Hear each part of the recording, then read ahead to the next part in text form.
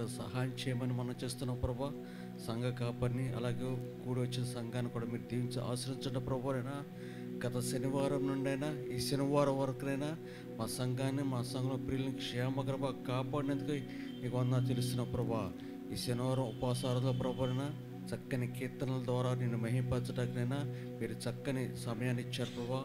అలాగే నీ దాసు నిలబెట్టుకునైనా నీ పరిశుద్ధ లేఖనం ద్వారా ప్రభానైనా మీరే మాట్లాడమని మనం చేస్తున్నాం ప్రభా. నీ దాసునికైనా ఎలా మాట్లాడాలో ఏ వాక్యం గురించినైనా ఇదిగోనైనా ప్రియుల యొక్క హృదయాల విత్తనం వేయాలో ప్రభానైనా అట్టి కృపను జ్ఞానమును వివేకం నీ దాసును దయచేయమని చేస్తున్నావు ప్రభాన.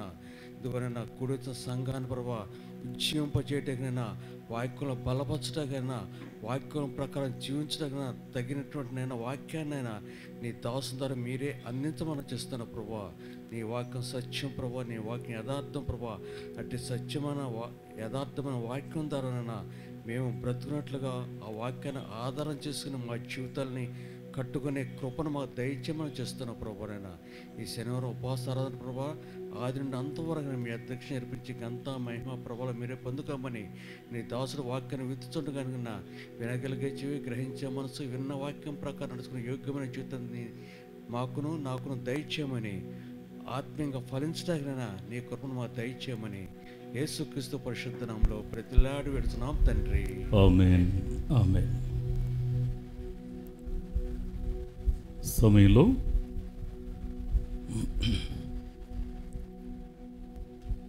Praise the lord. దేవునికి స్తోత్రం. హల్లెలూయా. ఈ సమయంలో మరి పరిశుద్ధ గ్రంథం నుండి ఒక వాక్య భాగాన్ని మనం కలిసి ధ్యానం చేద్దాం. అపోస్తలుడైన పౌలు కొలస్సీయులకు రాసినటువంటి పత్రిక 3వ అధ్యాయము 17వ వచనాన్ని ఒక్కసారి మనం చదువుకుందాం. మరియు చదవండి, మళ్ళీ చదవండి. మరియు మాట చేత కానీ క్రియ చేత కానీ మీరు ఏమి చేసినను ప్రభువైన యేసు ద్వారా తండ్రి అయిన దేవునికి కృతజ్ఞతాస్తుతులు చెల్లించుచు సమస్తమును ఆయన పేరిట చేయండి. కళ్ళు మూసుకొని చిన్న ప్రార్థన చేద్దాం. దయగలిగిన వాడా, మహోన్నతుడా, మరొకసారి మీ నమ్మకమైన దీవెనకరమైన ఆశీర్వాదకరమైన చేతులకునైనా ఎన్నికలేని మమ్మను అప్పగించుకుంటూ ఉన్నాం మా ప్రభు. అయ్యా, మీ కనికరాన్ని మాకు తోడుగా ఉంచండి. నీ వాక్యాన్ని మేము కలిసి ధ్యానించడానికి మీరు మాకు ఇచ్చినటువంటి అయ్యా తండ్రి నీ సమయమునికే మీకు వందనాలు చెల్లిస్తున్నాం. దేవా తండ్రి, మరొకసారి మీ మాటల్ని ఆశ కలిగి మేము వింటూ ఉండగా అయ్యా మీ ఘనమైన నామానికి కీర్తి కలిగేటట్లు మా అంతరంగాల్ని తట్టి లేపి మనస్సాక్షిపూర్వకంగా నీ వాక్యాన్ని గ్రహించగలిగే, అంగీకరించగలిగే ఆ స్పృహలోనికి మమ్మల్ని నడిపించమని నీ పాదాలు పట్టుకుంటూ యేసునామములో ప్రార్థిస్తున్నాం మా పరమ తండ్రి. Amen amen. దేవుని వాక్యాన్ని మనం జాగ్రత్తగా అర్థం చేసుకునే ప్రయత్నాన్ని మనం చేస్తే పౌలు భక్తుడు మరి సంఘానికి చాలా శ్రేష్టమైన సంగతులు నేర్పించాడు, చాలా అమూల్యమైన సంగతులు నేర్పించాడు. ఆయన నేర్పించిన విషయాల విషయంలో కాస్త మనసు పెట్టి చూస్తే ఓవరాల్గా ఒక ప్రాథమికమైన విషయాన్ని మరి సంఘానికి అంటే విశ్వాసంలో ఉన్న ప్రతి బిడ్డకు నేర్పించే ప్రయత్నం చేస్తున్నాడు.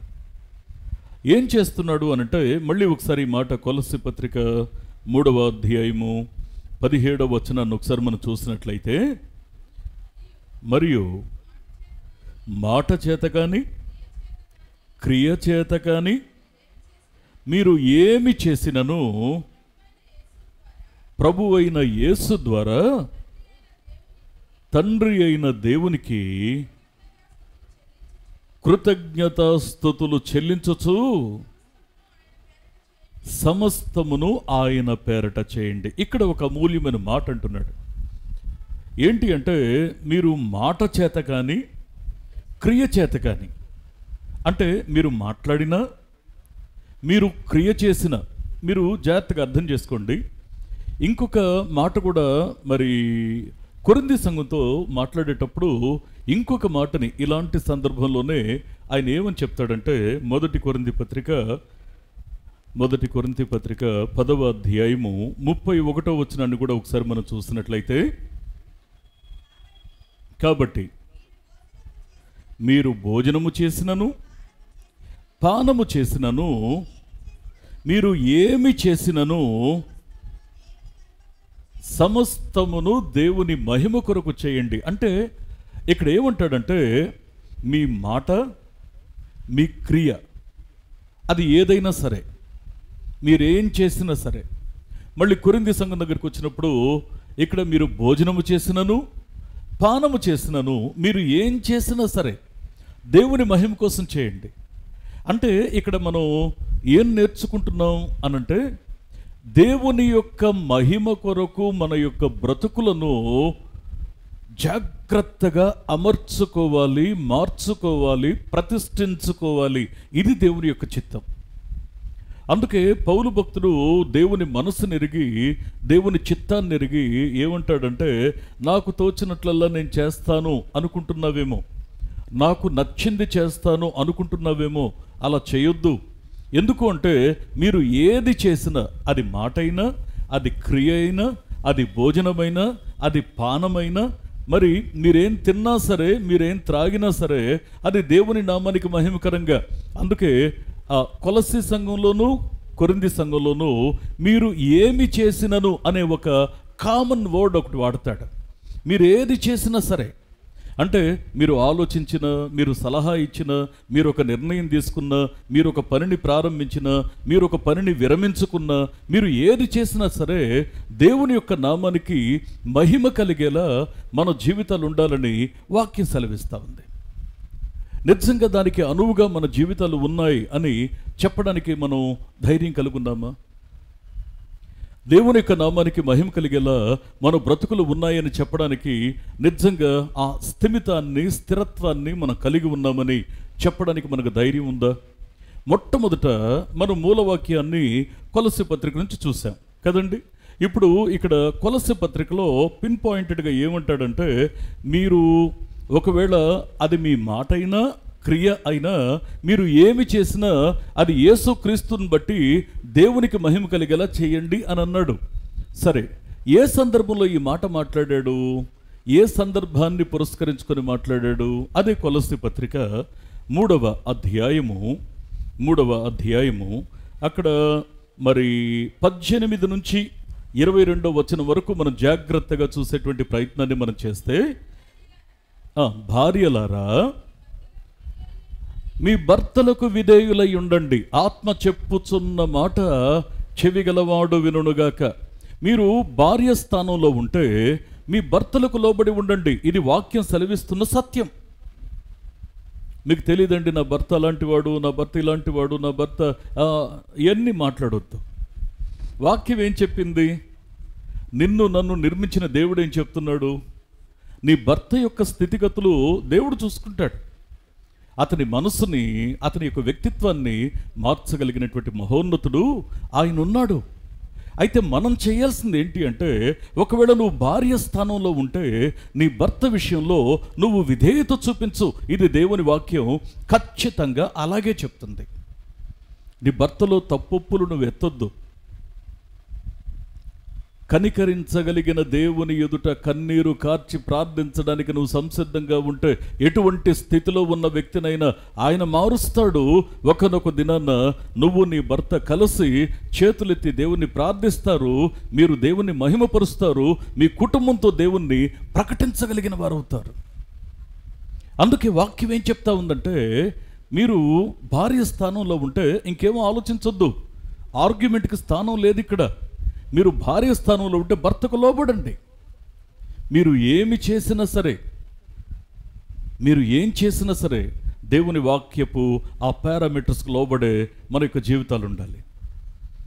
చాలాసార్లు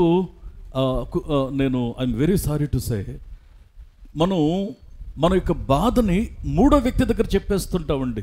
మీకు తెలియదండి నా భర్త సంగతి అంటే. ఎప్పుడైతే నీ భర్త గురించి ఇతరుల దగ్గర చెడుగా చెప్తున్నావు అని అంటే అది నువ్వు దేవుని వాక్యాన్ని ధిక్కరిస్తున్నావు. ఈ విషయం మర్చిపోవద్దు. మనం ఏది చేసినా దేవుని మహిమ కోసం చేయాలని వాక్యం చెప్తా ఉందిగా. ఏది చేసినా దేవుని యొక్క మహిమ కోసం చేయాలి అంటే ఎప్పుడైతే నీ గుండెల్లో ఉంచుకోవాల్సిన విషయాన్ని నువ్వు ఇతరులతో నువ్వు చెప్తున్నావు అని అంటే దేవునికి కలిగే మహిమను నువ్వు చెరిపేస్తున్నావు, నిలిపేస్తున్నావు. నీ కష్టం దేవునికి తెలియదా? నీ బాధ దేవునికి తెలియదా? ఇంకో విషయం తెలుసా? నిన్నంతగా ప్రేమిస్తున్నాడో దేవుడు, ఇంకా మార్పు చెందకపోయినా నీ భర్తను కూడా అంతే ప్రేమిస్తున్నాడు. ఖచ్చితంగా ఒక సమయం వస్తుంది, ఆ సమయంలో దేవుడు తనని మార్చుకుంటాడు. కానీ మొదటిగా కుటుంబంలో దేవుని వాక్యాన్ని అమలుపరచడం, దేవుని చట్టాన్ని అమలుపరచడానికి నువ్వు నడుం కట్టుకోవాలి. నువ్వు భార్య స్థానంలో ఉంటే ఖచ్చితంగా నీ భర్తకు విధేయత కలిగి ఉండాలి, ఉండి తీరాలంతే. ఇక there is no chance to escape. తప్పించుకోవడానికి ఇక ఛాన్స్ లేదు ఇంకా. రెండవది, భర్తలారా అని ప్రారంభిస్తాడు. భర్త స్థానంలో ఉన్నప్పుడు నువ్వేం చేయాలి అంటే నీ భార్యను ప్రేమించు, నీ భార్యను నిష్ఠూర పెట్టొద్దు. భర్త స్థానంలో ఉన్నప్పుడు ఖచ్చితంగా భర్తలు ఏం చేయాలి అంటే ఖచ్చితంగా ఇక్కడ వాక్యం సెలవిస్తూ ఉంది, నీ భార్యను ప్రేమించి తీరాలి. కొన్నిసార్లు వారు తెలియక ఏదైనా నిర్ణయాలు తీసుకుంటారు. నువ్వు ప్రేమించాలి అంటే నువ్వు క్షమిస్తేనే ప్రేమించగలుగుతావు. కొన్నిసార్లు వారి వల్ల ఏదో పొరపాట్లు జరుగుతాయి.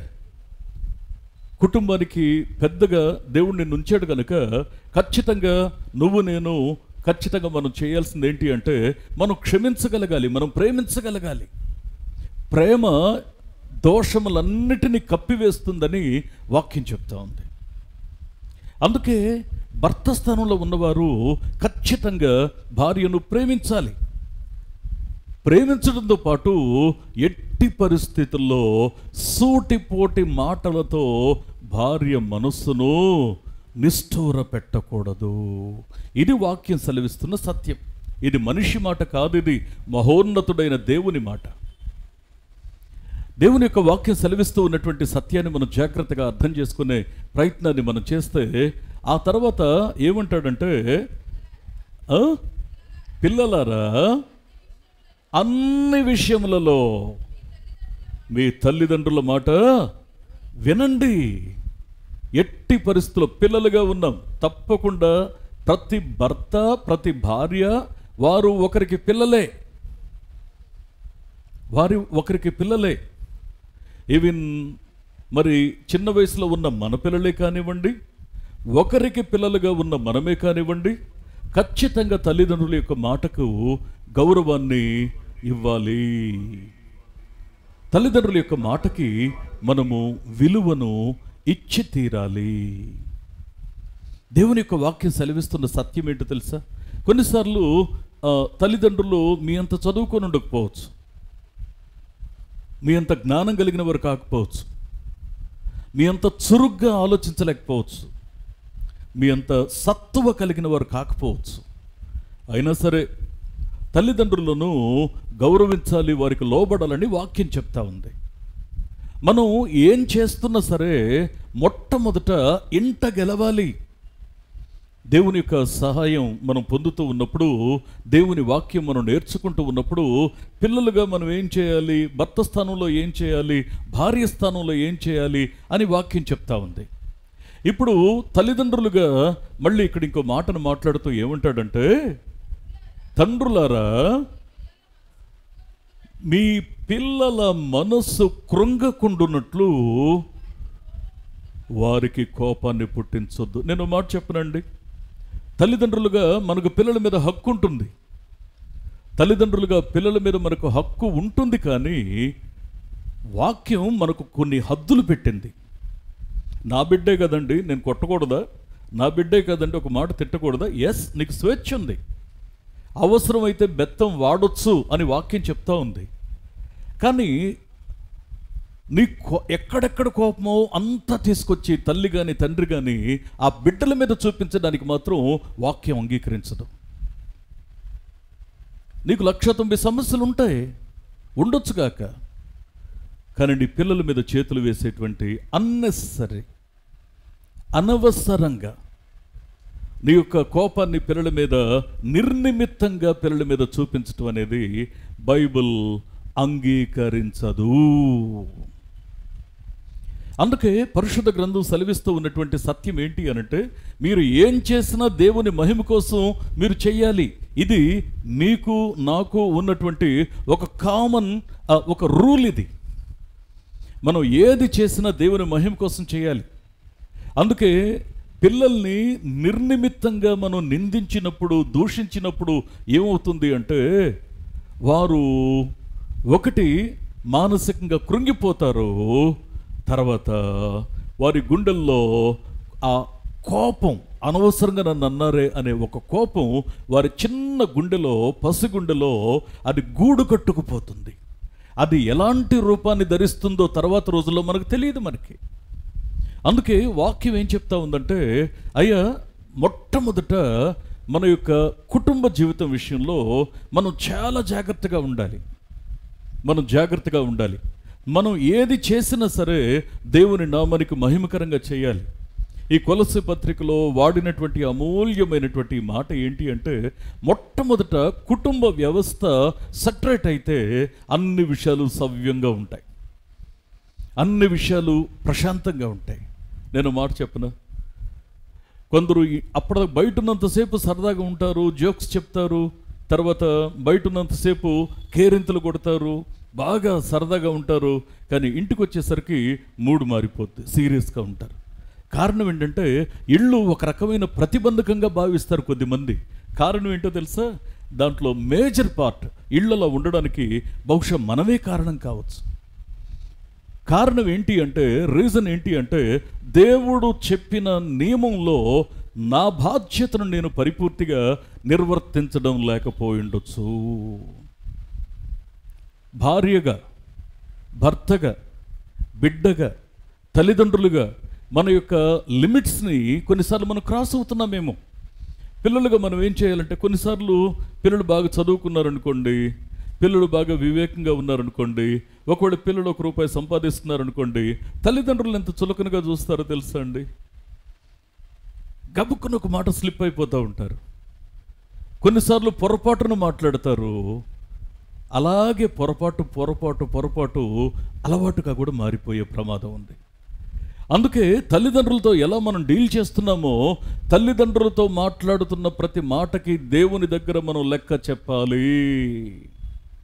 నీ భర్తకు లోబడకపోయినా, భార్య మనసును కృంగదీసిన, లేకపోతే పిల్లల యొక్క హృదయాన్ని మనం ఒకవేళ ఒత్తిడికి లోను చేసిన, భార్య మనసును నిష్ఠూర పెట్టిన, ఇలాంటివి ఏది చేసినా సరే ఖచ్చితంగా భార్యకు లెక్క చెప్పడం కాదు, భర్తకు లెక్క చెప్పడం కాదు, దేవునికి లెక్క చెప్పాలి. ఇది మొట్టమొదటి విషయం. రెండవది ఏంటంటే, అన్నిటిలో దేవుని స్తుతించడం నేర్చుకోవాలి. మొట్టమొదటి విషయం ఏంటంటే, నీ కుటుంబం, ఆ కుటుంబ నిర్మాణం ఆరోగ్యకరంగా ఉండాలి అంటే, నువ్వు నేను ఏం చెయ్యాలి, ఏం చెయ్యకూడదు అన్న విషయాన్ని వాక్యం నుండి, ఆ వాక్యపు వెలుగులో ఒకసారి మనల్ని మనం పరిశీలన చేసుకోవాలి, మార్చుకోవాలి, అమర్చుకోవాలి. ఫైన్. రెండవది ఇక్కడ మాట్లాడుతున్న మాట, అన్నిటిలో దేవునిని స్తుతించాలి. నేను మామూలుగా కొద్దిగా రాయడం నాకు అలవాటు. నేను కోట్స్ కూడా కొన్ని రాస్తూ ఉంటాను, అప్పుడప్పుడు మన వాట్సాప్ చర్చ్ గ్రూప్లో పెడతా ఉంటాను, బయటకు కూడా వెళ్తూ ఉంటాయి. నేను ఇలా రాసే క్రమంలో నాకెప్పుడు చిన్నప్పటి నుంచి అలవాటు రాయడం.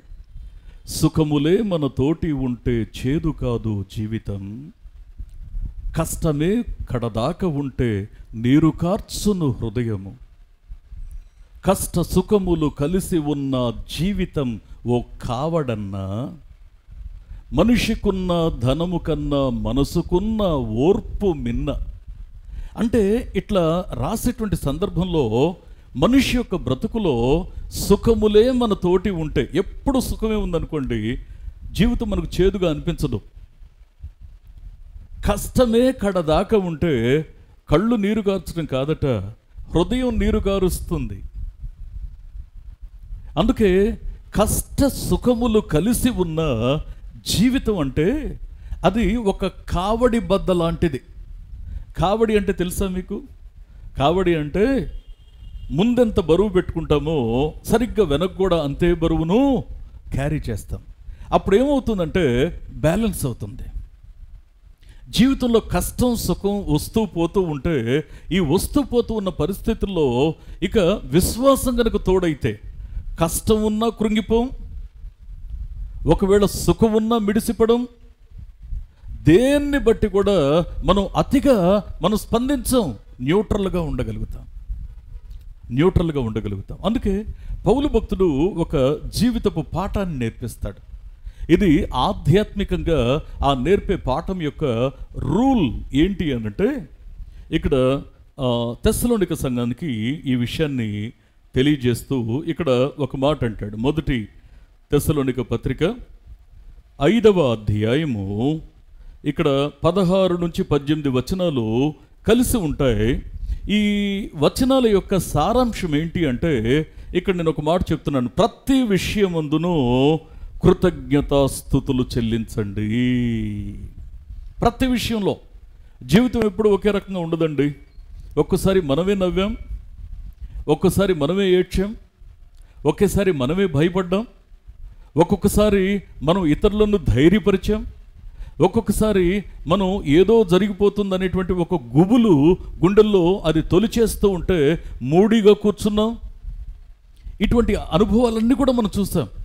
కానీ క్రీస్తును కలిగినటువంటి ఈ యొక్క మనస్సు ఏం చేయాలి అంటే, ఇక్కడ వాడిన మాట ప్రతి విషయమందును కృతజ్ఞతాస్తుతులు చెల్లించండి. కొన్నిసార్లు ఓడిపోయామా? No problem. ఆ ఓటమిని బట్టి కూడా దేవుని స్తుతించండి, కృతజ్ఞతాస్తుతులు చెల్లించండి. కొన్నిసార్లు గెలిచామా? ఆ గెలుపును బట్టి కూడా దేవుని స్తుతించండి.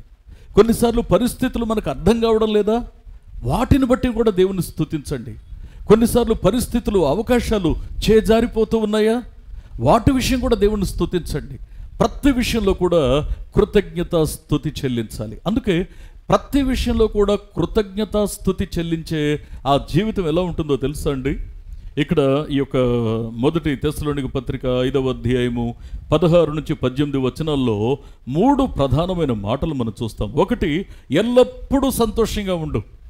నువ్వు కృంగిన టైంలో, నువ్వు అవమానపరచబడుతున్న సమయంలో, నీ శక్తి సన్నగిల్లుతున్న సమయంలో, అర్థం కాని పరిస్థితులు నిన్ను పలకరిస్తూ ఉన్న సమయంలో ఎల్లప్పుడూ దేవుని బట్టి సంతోషంగా ఉండు. కారణం ఏంటో తెలుసా? నిన్ను విడిపించగలిగిన వాడు నీతో ఉన్నాడనే ఆ నమ్మకం కలిగి ఉంటాం. ఎల్లప్పుడూ సంతోషంగా ఉండు. రెండవ మాట ఇక్కడ మనం జాగ్రత్తగా చూస్తే, ఇక్కడ ఎల్లప్పుడూ మనం ఎడతెగక ప్రార్థన చేయాలి. ప్రతి పరిస్థితుల్లో కూడా. ప్రియ స్నేహితులారా, దేవుని యొక్క వాక్యాన్ని మనం జాగ్రత్తగా అర్థం చేసుకునేటువంటి ప్రయత్నాన్ని మనం చేస్తే, యేసు ప్రభువు ఒక ఇంట్రడక్షన్, ఒక వర్డ్ ఒకటి చెప్తాడు. వారు విసుకక నిత్యము ప్రార్థన చేయుచుండవలనని ఆయన ఒక ఉపమానాన్ని వారికి చెప్పాడు. అంటే ఉపమానాన్ని చెప్పడానికి ముందు ఆ ఉపమానం చెప్పడంలో కలిగిన ఆ ఉద్దేశం కూడా అక్కడ రచయిత రాస్తా ఉన్నాడు.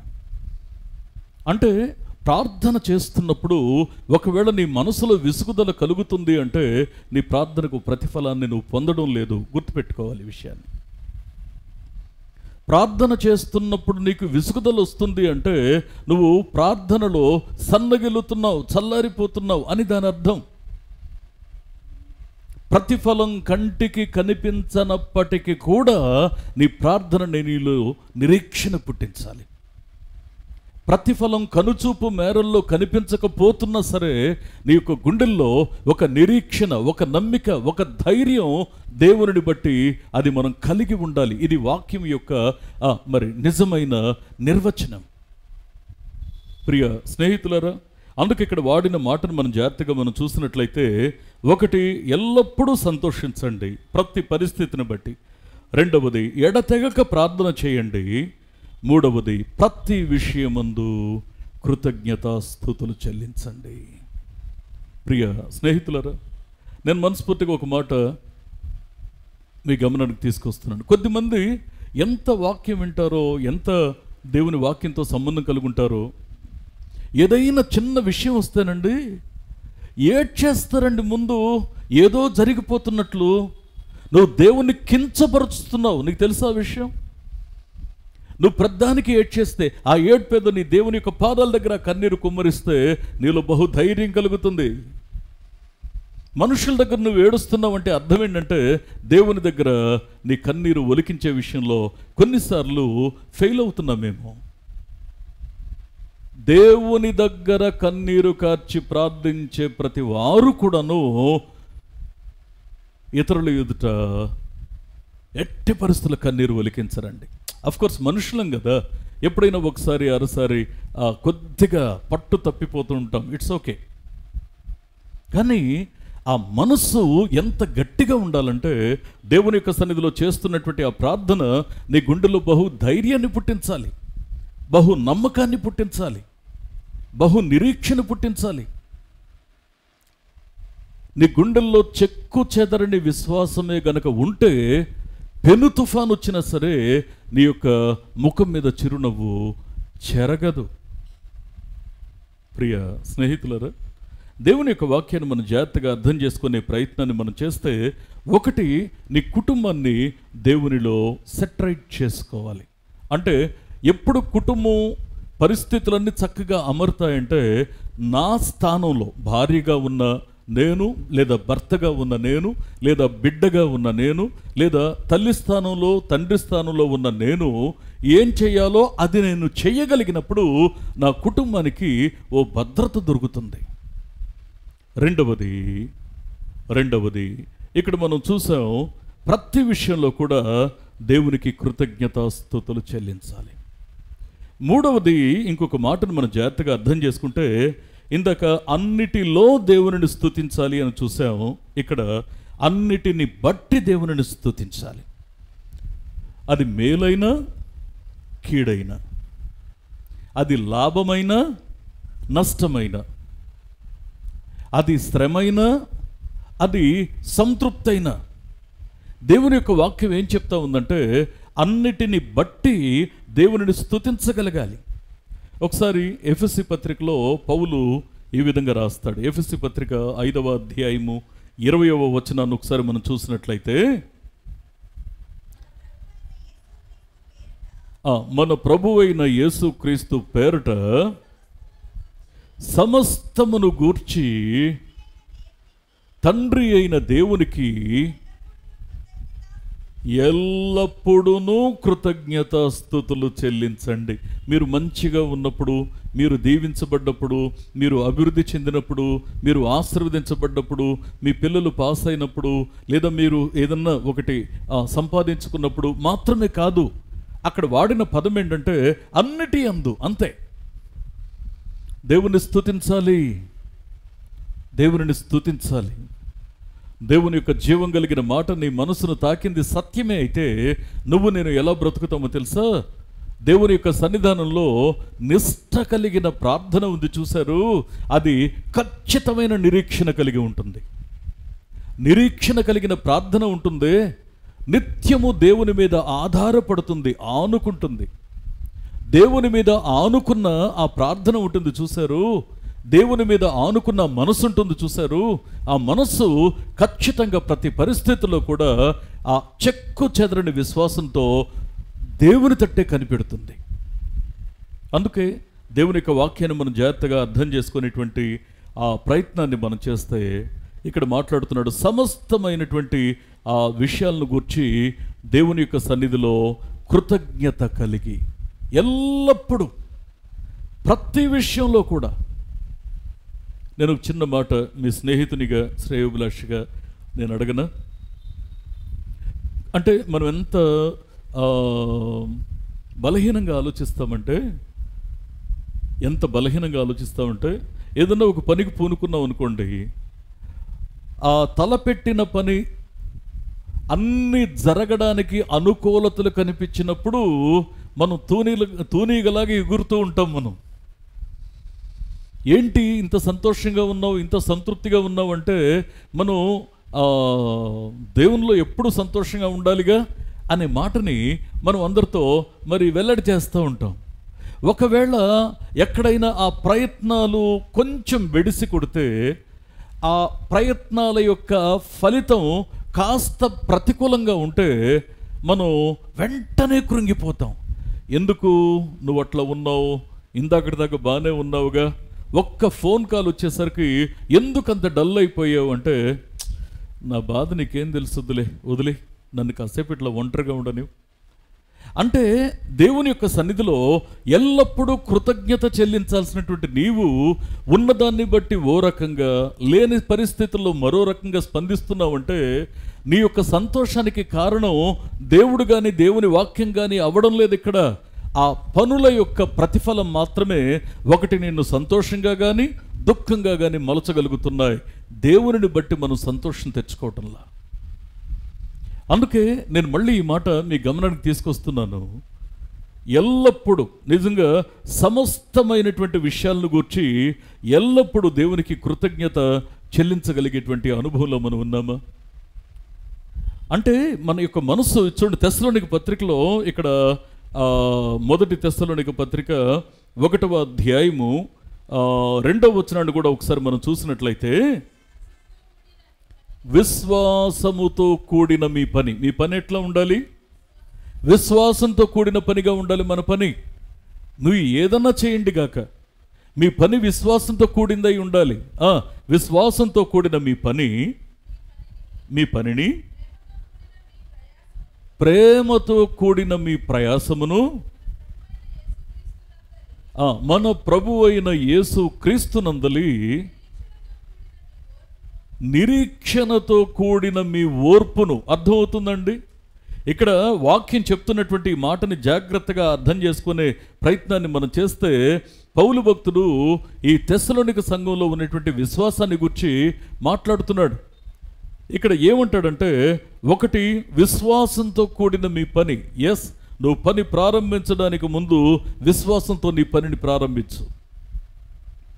వారు దైవికంగా సంఘం యొక్క విస్తరణకి, తర్వాత పరిచర్య విస్తరించడానికి అక్కడ వారు ఏం చేస్తున్నారంటే, వారు చేస్తున్న పనిని ఇక్కడ విశ్వాసంతో చేస్తున్నారని పౌలు భక్తుడు దాన్ని రూఢిపరుస్తున్నాడు. రెండవ మాటను ఇక్కడ మనం జాగ్రత్తగా చూస్తే, ప్రేమతో కూడినటువంటి మీ ప్రయాస. ప్రియ దేవుని బిడ్డలారా, దేవుని యొక్క వాక్యాన్ని మనం చూస్తే, నిరీక్షణతో కూడిన మీ ఓర్పు. అంటే కొన్నిసార్లు కొన్ని వెంటనే ప్రతిఫలాలు మన కంటికి కనిపించవు.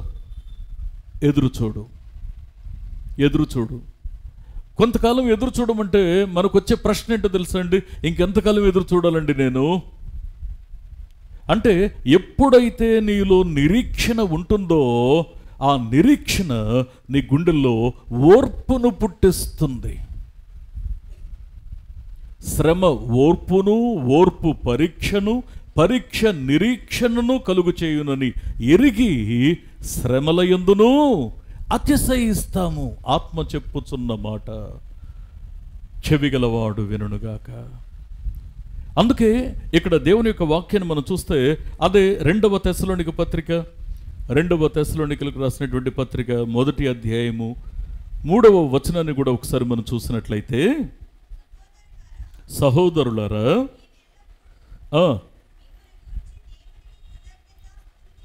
మేము ఎల్లప్పుడూ మిమ్మల్ని గూర్చి దేవునికి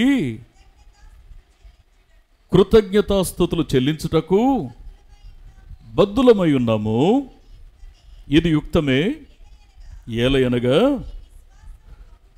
మీ విశ్వాసము బహుగా అభివృద్ధి పొందుచున్నది. నమ్మిన వారం గట్టిగా చప్పట్లు కొడుతూ దేవుని మహింపరుద్దాం ఒకసారి.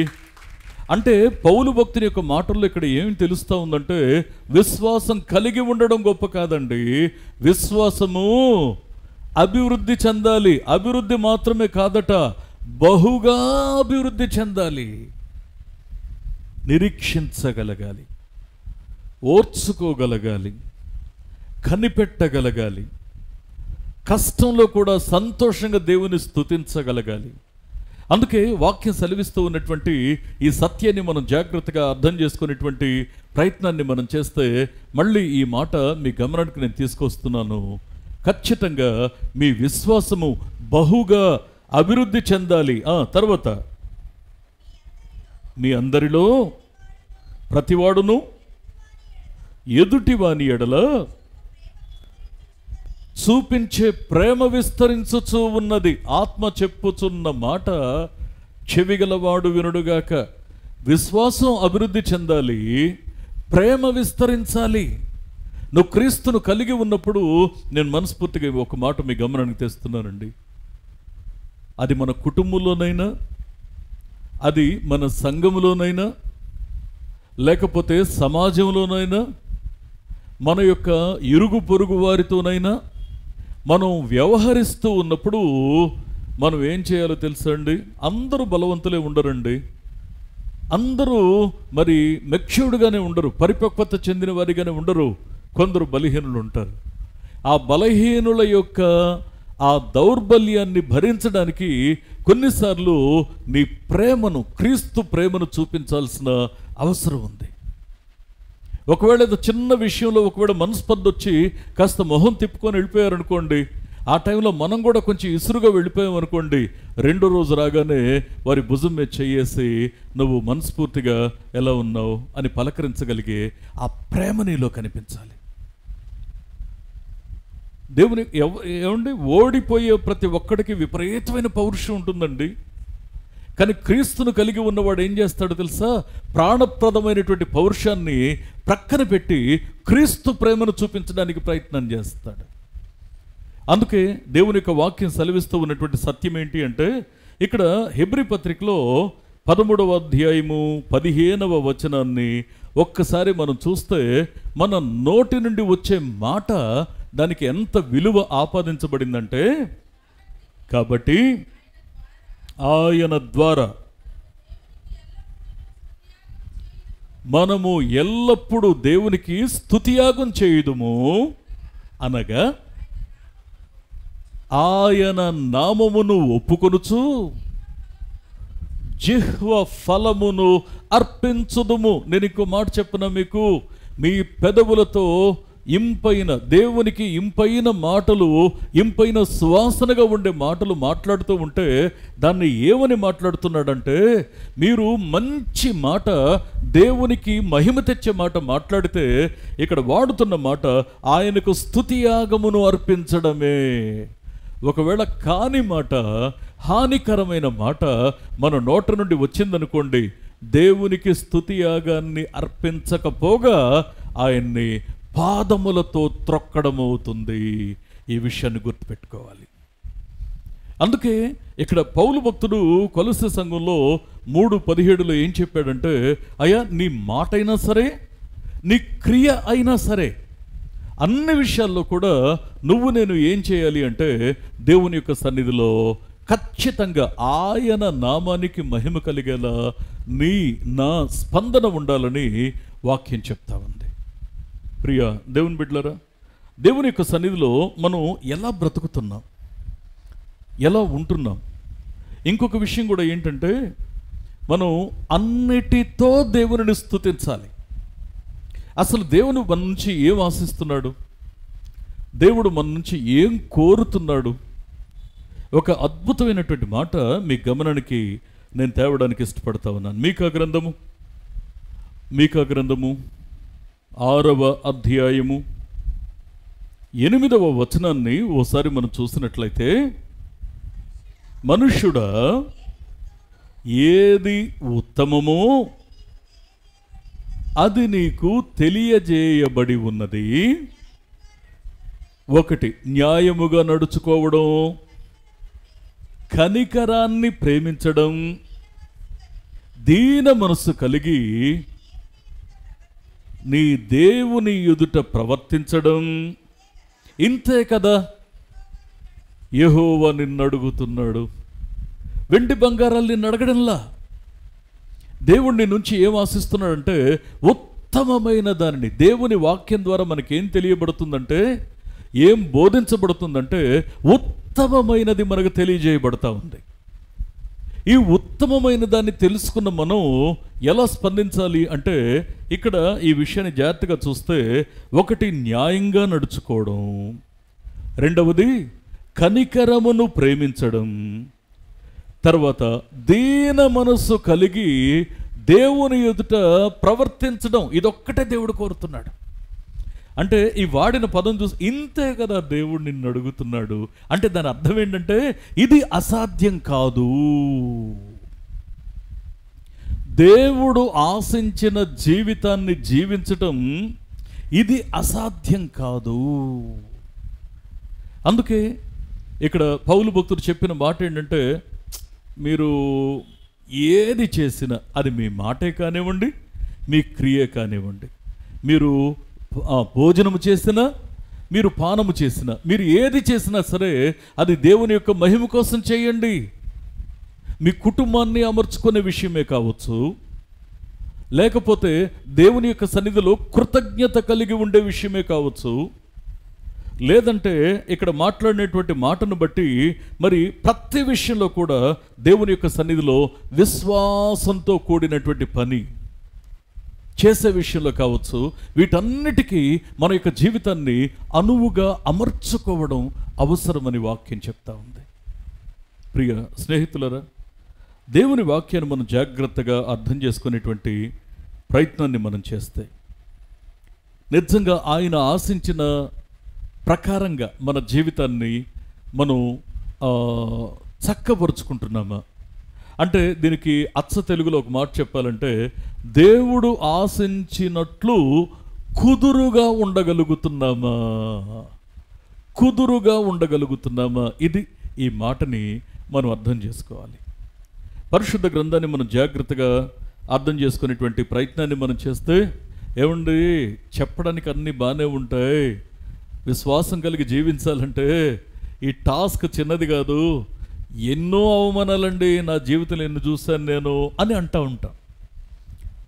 ఎన్ని దేవుని కోసం నమ్మకంగా ఉండాలి అనుకున్నప్పుడే అప్పటిదాకా నేనంటే భయపడిన వాళ్ళందరూ కూడా నా మీద ఒంటికాల మీద వచ్చేస్తున్నారండి. నిజమే, కరెక్టే. దేవుని కోసం నమ్మకంగా బ్రతకాలని నిర్ణయించుకున్న తర్వాత ఏదైనా ఒక సవాలు ఎదురైతే ఆ సవాలును బట్టి దేవుని సన్నిధిలో ఎట్లా రెస్పాండ్ అవ్వాలో తెలుసా అండి? పేతురు చెప్తాడండి ఒక అద్భుతమైన మాట. మొదటి పేతురు పత్రిక 4వ అధ్యాయము 16వ వచనాన్ని ఒక్కసారి మనం చూసినట్లయితే, ఎవడైనను క్రైస్తవుడైనందుకు బాధ అనుభవించిన ఎడల అతడు సిగ్గుపడక ఆ పేరును బట్టియే దేవునిని మహిమపరచవలెను. తీర్పు దేవుని ఇంటి యొద్ద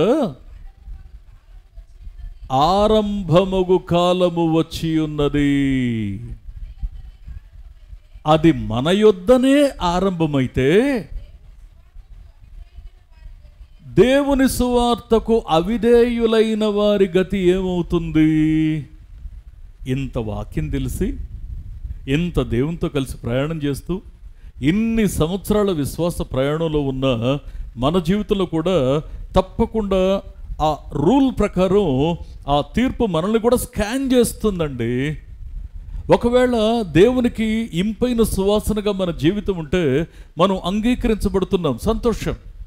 కానీ అవిధేయంగా ఉన్న వారి విషయంలో దేవుడు ఇంకెంత కఠినంగా వ్యవహరిస్తాడు.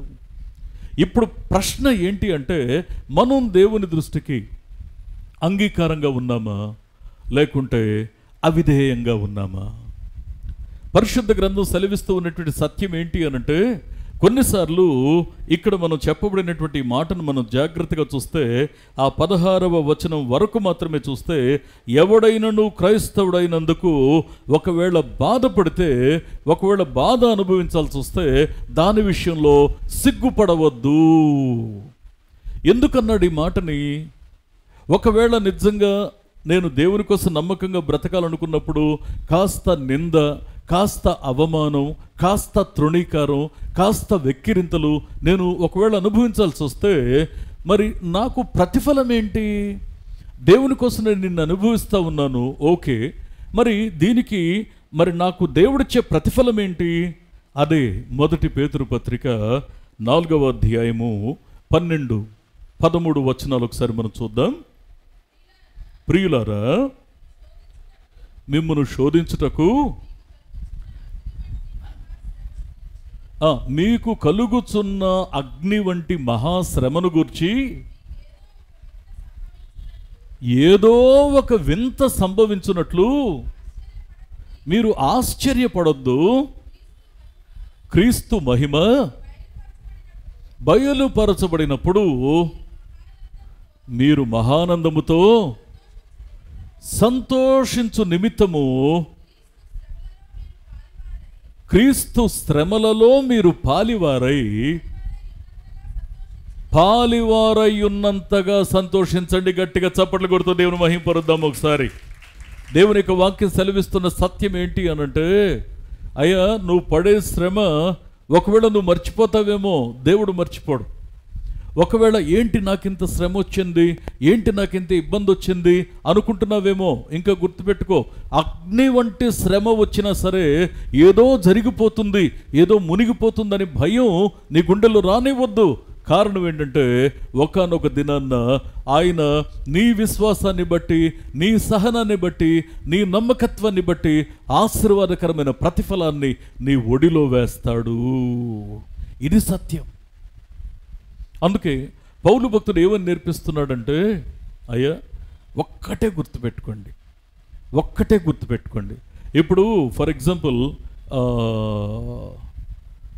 మీరు ఏదన్నా నేను ఈ పదం వాడొచ్చో లేదో నాకు తెలియదు, కానీ ఏదన్నా ఒకటి మీరు వెతుకుతున్నారనుకోండి, వెతుకుతుంటే దాంట్లో అన్నీ ఒకే రకంగా కనబడతా ఉన్నప్పుడు ఇంత మరి గుట్టగా పోసిన దాంట్లో మీరు వెతుకుతూ ఉన్నారు.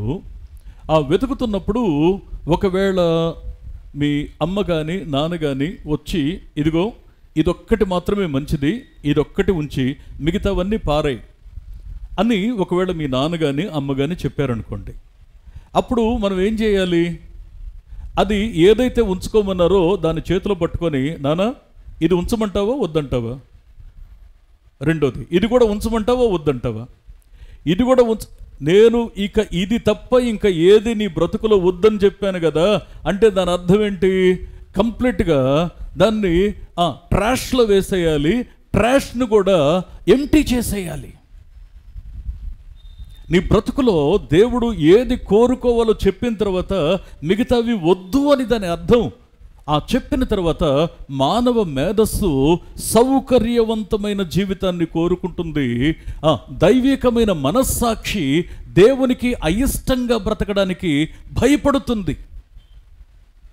అందుకే దేవుని యొక్క వాక్యం సెలవిస్తున్న సత్యం ఏంటి అంటే, అయ్యా, మీ మాట వలన కానీ మీ క్రియ వలన కానీ దేవుడు మహిమపరచబడుతున్నాడా లేదా అని ప్రతి విషయంలో కూడా పరీక్షించుకోండి.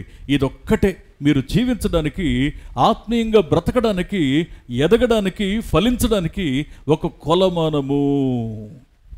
ఒక్కసారి మనం ప్రశ్నించుకుందామా?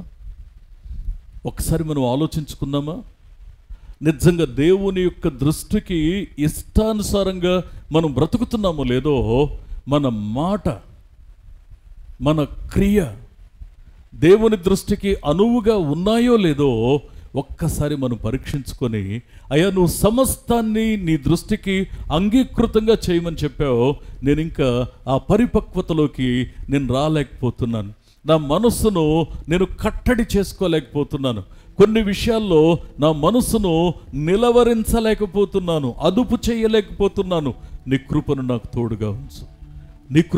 తోడుగా ఉంచు. నీ ఉద్దేశానికి తగినట్లు నేను బ్రతికేలా నాకు సహాయం చేయి. మనసారా దేవుని యొక్క సన్నిధిలో ఒక్కసారి మనం ప్రార్థన చేసుకుందామా? మనం దేవుని సన్నిధిలో ఒకసారి మనం ప్రార్థన చేసుకుందామా? ప్రతి ఒక్కరం కూడా ఎవ్వరం ఇక క్షణమాత్రం కూడా ఆలస్యం చేయకుండా దేవుని యొక్క సన్నిధిలో మనసు తెరిచి, మనస్సాక్షిపూర్వకంగా దేవుని యొక్క పాదాల దగ్గర మన హృదయాన్ని మనం కుమ్మరిద్దాం.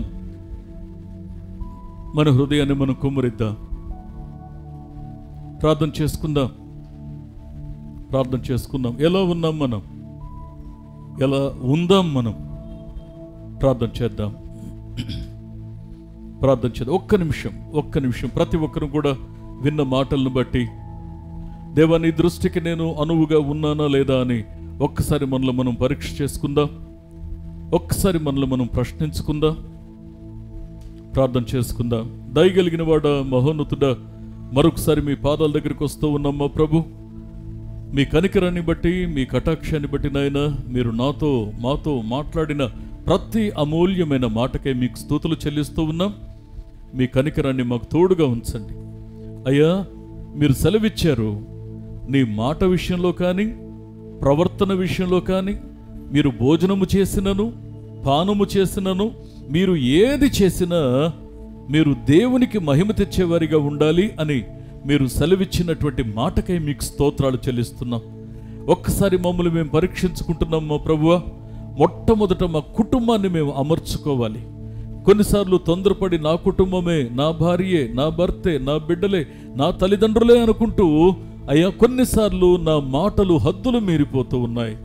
మా మాటలు హద్దులు మీరిపోతూ ఉన్నాయి అయ్యా. మొట్టమొదట మా మాట, మా క్రియ నీ దృష్టికి అంగీకృతంగా ఉందో లేదో మేము పరీక్షించుకోవడానికి మాకు సహాయం చేయండి. దావీదు భక్తుడంతటి వాడు నీ సన్నిధిలో ప్రార్థన చేస్తున్నాడు. నీకు ఆయాసకరమైంది మా యందు ఏదైనా ఉంటే మాకు చూపించు, నేను సరి చేసుకుంటానని భక్తుడు మాట్లాడుతున్నాడు. అయ్యా అతనినైనా నీ ఎదుట మా ప్రభువా, అతనినైనా మా నోటి మాట, మా హృదయ ధ్యానము నీ దృష్టికి అంగీకారంగా ఉండునట్లు సహాయం చేయండి. మీ కటాక్షాన్ని మాకు తోడుగా ఉంచండి మా ప్రభువా. మీ కనికరం కలిగిన చేతుల చాటున మమ్మల్ని దాచి ఉంచండి మా ప్రభువా. అయ్యా కొన్నిసార్లు ఇరుగునైనా చిన్న వాటి విషయంలో సణిగేవారిగా మేము ఉండిపోతూ ఉన్నాం మా ప్రభువా. సణిగేవారిగా మేము ఉండిపోతున్నాం అయ్యా. ప్రతి చిన్న వాటి కోసం అయాతనైనా మేము అయా మనసును అదుపు చేసుకోలేక, అయాతనైన ఆశను నియంత్రించుకోలేక కొన్నిసార్లు నీ వాక్యపు ఎల్లలను మీరి ప్రవర్తిస్తూ ఉన్నాం. మమ్మల్ని క్షమించండి. ప్రతి చిన్న సమస్యకు మేము భయపడిపోతున్నాం, కన్నీరు ఒలికిస్తున్నాం. ధైర్యం కలిగిన మనస్సును మేము కలిగి ఉండునట్లు మేము జీవించాలని మీరు సెలవిస్తూ ఉన్నారు. అందరూ బట్టి మీకు వందనాలు దేవాతనైనా. మమ్మల్ని మేము పరీక్షించుకోవడానికి మాకు సహాయం చేయండి నాయన. ఇదిగో అగ్ని వంటి శ్రమలు వచ్చినా సరే నువ్వు తడబడవద్దు, నీకు ఏం జరగదు, ఏదో జరిగిపోతున్నట్లుగా భావించొద్దని నీ వాక్యం ద్వారా మీరు సెలవిచ్చారు.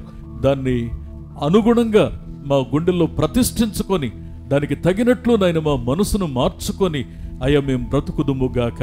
మీ కటాక్షాన్ని మాకు తోడుగా ఉంచమని నీ పాదాలు పట్టుకుంటూ మా ప్రభువా, మా యొక్క జీవితంలో మా మాట, మా క్రియ, మా మనస్సు, మా ఆలోచన నీ దృష్టికి అంగీకారమగునుగాక. అయ్యా మీరే సహాయం చేయమని, దీవించమని, ఆశీర్వదించమని ఇంకొన్ని బిడ్డలు ప్రార్థన చేస్తుండగా ఆశ్చర్యకరమైన కార్యాన్ని మీరే జరిగించి మీ నామానికి మహిమ తెచ్చుకొనమని యేసు నామములో ప్రార్థిస్తున్నాం మా పరమ తండ్రి. ఆమెన్. ఆమెన్. ప్రార్థన చేద్దాం. అలాగే